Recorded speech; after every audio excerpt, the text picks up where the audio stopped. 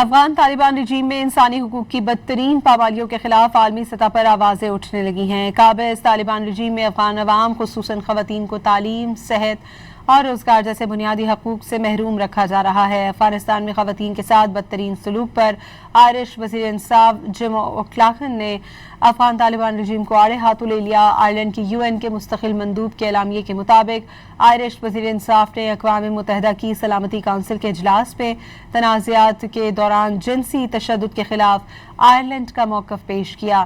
طالبان رجیم پر تنقید کرتے ہوئے کہا کہ افغان طالبان خواتین کی آزادیاں سلب کرنے کے لیے بدستور صنفی تشدد کو بطور ہتھیار استعمال کر رہے ہیں۔ آسٹریلوی صحافی اینا کورین نے طالبان رجیم کی خواتین مخالف اقدامات کو امتیازی قرار دے دیا۔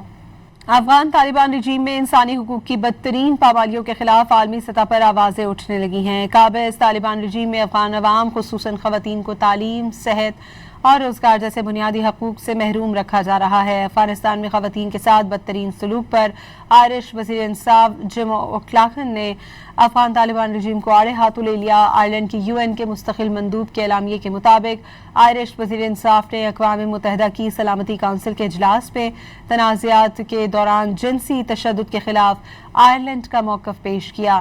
طالبان رجیم پر تنقید کرتے ہوئے کہا کہ افغان طالبان خواتین کی آزادیاں سلب کرنے کے لیے بدستور صنفی تشدد کو بطور ہتھیار استعمال کر رہے ہیں۔